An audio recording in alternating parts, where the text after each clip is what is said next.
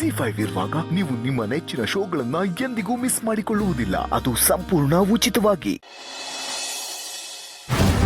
ಏನಾದರೂ ಅಪ್ಡೇಟ್ ಸಿಗ್ತಾ? ಹಾ ಮೇಡಮ್, ಅವ್ನು ಕಾಲ್ ಮಾಡಿದ್ದ. ಇದನ್ನೆಲ್ಲ ಮಾಡಿಸಿರೋದು ಯಾರೋ ಹೆಂಗ್ಸಂತೆ ಮೇಡಮ್. ಆ ಮೈಕ್ನ ಆರ್ಡರ್ ಮಾಡಿರೋದು ಯಾರೋ ಜೆಂಟ್ಸು, ಆದರೆ ಅದನ್ನ ತೊಗೊಂಡಿರೋದು ಲೇಡೀಸು ಅಂತ ಹೇಳ್ತಿದ್ದ ಮೇಡಮ್. ಯಾರಿರ್ಬೋದು ಮೇಡಮ್ ಅದು? ಎಂಥ ಎಮ್ಮಾರಿ ಮೇಡಮ್ ಅವಳು ಏನಾದರೂ ನನ್ನ ಕೈಗೆ ಸಿಕ್ಕಿದ್ರೆ ಅವಳು ಆಯ್ಕೊಂಡು ತಿನ್ಬೇಕು, ಹಂಗೆ ಮಾಡ್ಬಿಡ್ತೀನಿ ಮೇಡಮ್. ಅದನ್ನೆಲ್ಲ ಆಮೇಲೆ ನೋಡೋಣ. ಮೊದಲು ಅವ್ರಿಗೆ ವಿಡಿಯೋ ಕಳಿಸೋದಕ್ಕೆ ಹೇಳಿ. ಮೇಡಮ್ ಹಂಗೆಲ್ಲ ವಿಡಿಯೋ ಕಳ್ಸೋಕ್ಕಾಗಲ್ವಂತೆ ಮೇಡಮ್. ಹಂಗೇನಾದರೂ ವಿಡಿಯೋ ಕಳಿಸಿದ್ರೆ ಅದು ಮುಂದೆ ಡಿಜಿಟಲ್ ಸಾಕ್ಷಿ ಆಗ್ಬಿಡುತ್ತಂತೆ. ಆಮೇಲೆ ಅದು ಒಂದು ಪ್ರಾಬ್ಲಮ್ ಆಗುತ್ತೆ. ಅದಕ್ಕೆ ಇಲ್ಲೇ ಬನ್ನಿ ಡೈರೆಕ್ಟಾಗಿ ಕೊಡ್ತೀನಿ ಅಂತ ಹೇಳ್ದ. ಅಟ್ಲೀಸ್ಟ್ ಒಂದು ಫೋಟೋ ಆದರೂ ಕಳ್ಸೋಕ್ಕಾಗುತ್ತಾ ಅಂತ ಕೇಳಿ. ಮೇಡಮ್ ಫೋಟೋ ವಿಡಿಯೋ ಎರಡೂ ಒಂದೇ ಅಲ್ವಾ ಮೇಡಮ್? ಆಮೇಲೆ ಅವನಿಗೆ ಪ್ರಾಬ್ಲಮ್ ಆಗಿ ಅವ್ನು ಜೈಲ್ಗೆ ಹೋಗ್ತಾನೆ. ಆ ಶಾಪ ಎಲ್ಲ ನಮ್ಗೆ ಯಾಕೆ ಮೇಡಮ್? ಹೌದಲ್ಲ, ಸರಿ ನಾವೇ ಹೋಗೋಣ ಬಿಡಿ. ಹ್ಞೂ ಅದೇ ಬೆಸ್ಟು ಮೇಡಮ್. ಯಾರಿಗೂ ಡೌಟ್ ಬರಲ್ಲ, ಸೈಲೆಂಟಾಗೆಲ್ಲ ಮುಗ್ದೋಗ್ಬಿಡುತ್ತೆ. ಒಂದು ಸಣ್ಣ ವಾಸನೆನೂ ಬರಲ್ಲ ಮೇಡಮ್.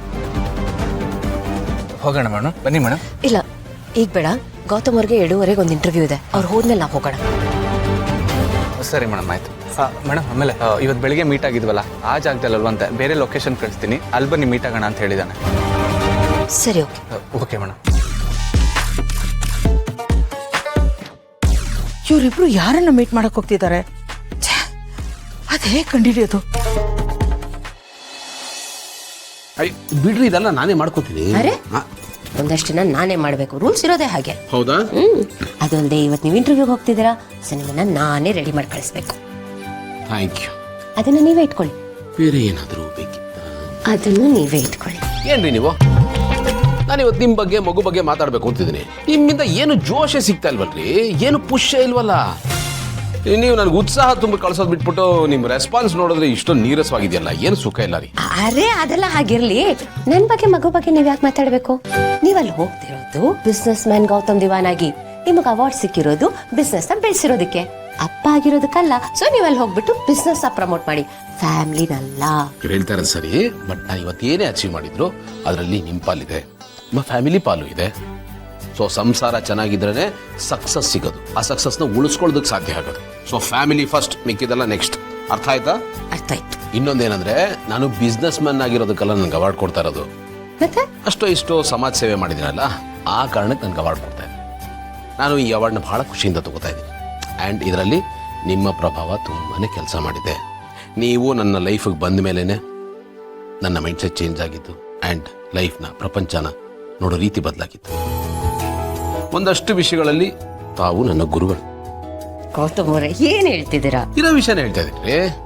ನೋಡಿ, ನೀವು ನನಗೂ ಟೀಚರು, ನಿಮ್ಮಿಂದ ತುಂಬ ಕಲ್ತಿದ್ದೀನಿ, ತುಂಬ ವಿಷಯಗಳನ್ನ ಅಳವಡಿಸ್ಕೊಂಡಿದ್ದೀನಿ. ಆ ಕಾರಣಕ್ಕೇನೆ ನನಗೆ ಅವಾರ್ಡ್ ಸಿಕ್ಕಿರೋದು. ಸೊ ನಾನು ಈ ಬಗ್ಗೆ ಮಾತಾಡಲೇಬೇಕಲ್ಲ, ನಿಮಗೆ ಕ್ರೆಡಿಟ್ ಕೊಡಲೇಬೇಕು, ಅದು ನನ್ನ ಡ್ಯೂಟಿ. ಏನಿಲ್ಲ, ನಿಮಗೆ ಅವಾರ್ಡ್ ಸಿಕ್ಕಿರೋದು ನಿಮ್ಮ ಒಳ್ಳೆತನಕ್ಕೆ, ನಿಮ್ಮ ಶ್ರಮಕ್ಕೆ. ನೀವು ಸುಮ್ಮನೆ ನನಗೆ ಕ್ರೆಡಿಟ್ ಕೊಟ್ಟು ಓವರ್ ಆಗೆಲ್ಲ ಆಡ್ಬೇಡಿ. ಓವರ್ ಎಲ್ಲ ಏನೂ ಇಲ್ಲ, ಪ್ರೀತಿಲಿ ಎಲ್ಲನೂ ಕಡಿಮೆನೆ. ಸರಿ ಆಯ್ತಾಯ್ತು, ನೀವೇನು ಹೊರಡಿ. ಏನ್ರಿ ಅಷ್ಟು ಬೇಗ ಸಾಕಾಗ್ತಾ ಇದ್ದೀರಾ? ಇಲ್ಲ, ನಿಮಗೆ ಲೇಟ್ ಆಗಬಾರ್ದು ಅಂತ ಅಷ್ಟೇ. ಅಷ್ಟೇನಾ? ಅಷ್ಟೇ.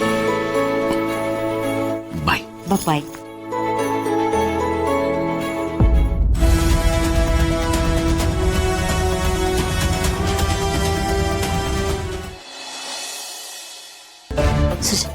ಮೇಡಮ್ ಹೊರಡೋಣ? ಹಾ, ಹೊರಡೋಣ. ಬನ್ನಿ ಮೇಡಮ್.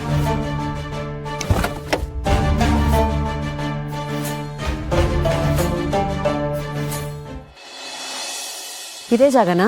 ಹಾ ಮೇಡಮ್, ಇನ್ನೊಂದು 5 ನಿಮಿಷ ಬಂದ್ಬಿಡ್ತಾನೆ. ಸೃಜನ್ ಅವರೇ ಅವ್ರು ಖಂಡಿತ ಬರ್ತಾರಲ್ವಾ? ಮೇಡಮ್ 100% ಬಂದೇ ಬರ್ತಾನೆ ಮೇಡಮ್. ಡಿಪೆಂಡಬಲ್ ಮನುಷ್ಯ, ನಾವು ಈಸಿಯಾಗಿ ನಂಬೋದು ಮೇಡಮ್. ಅದು ಅಲ್ಲದೆ ಒಂದು ಕೆಲ್ಸಕ್ಕೆ ಕಮಿಟ್ ಆದ ಅಂದರೆ ಕೊನೆವರೆಗೂ ಜೊತೆ ನಿಲ್ತಾನೆ ಮೇಡಮ್. ನಾವು ವಹಿಸಿದ್ದೀವಿ ಅಂದರೆ ಆ ಕೆಲಸ ಮುಗೀತು ಅಂತ ಲೆಕ್ಕ ಮೇಡಮ್.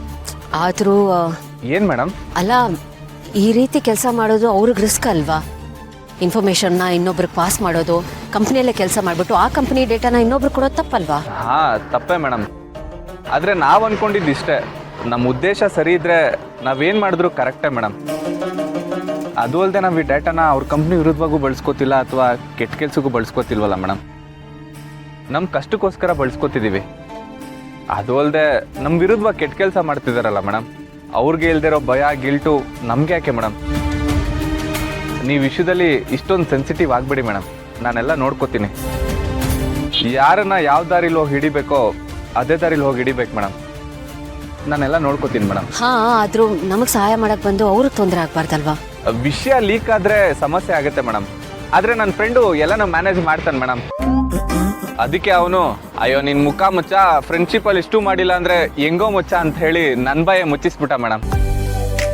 ಅದಕ್ಕೆ ಅವ್ನು ಕೊಟ್ಟಿದ್ದು ಧೈರ್ಯದಿಂದ ನಾನು ಇಷ್ಟೊಂದು ಧೈರ್ಯವಾಗಿದ್ದೀನಿ. ಒಳ್ಳೆ ಫ್ರೆಂಡ್, ಕೇಳಿ ಖುಷಿ ಆಯ್ತು.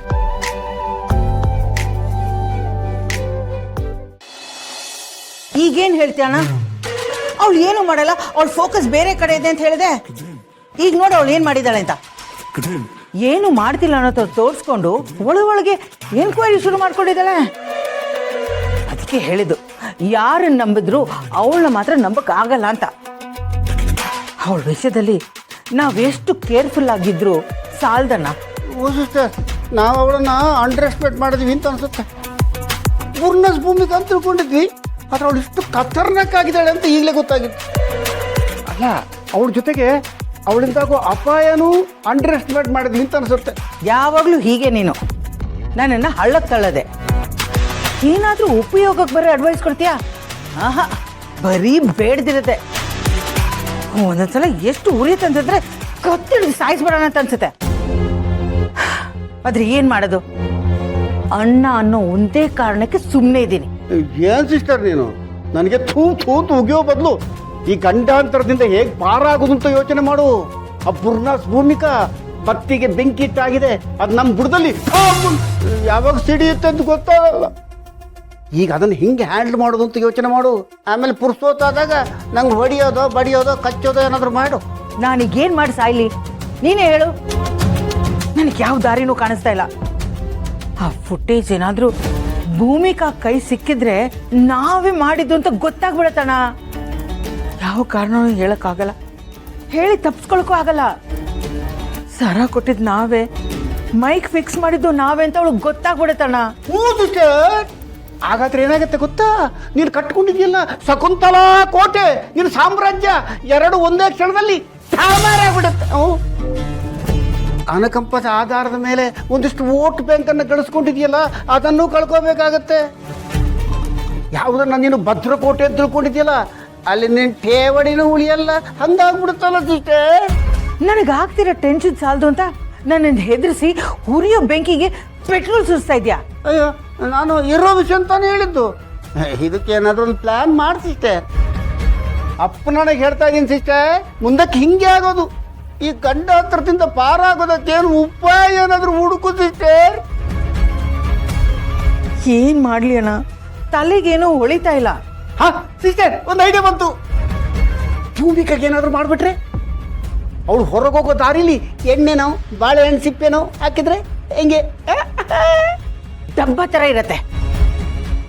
ZEE5 ಆಪ್ ಡೌನ್ಲೋಡ್ ಮಾಡಿ ಎಲ್ಲಾ ಸಂಚಿಕೆಗಳನ್ನು ಸಂಪೂರ್ಣ ಉಚಿತವಾಗಿ ನೋಡಿ.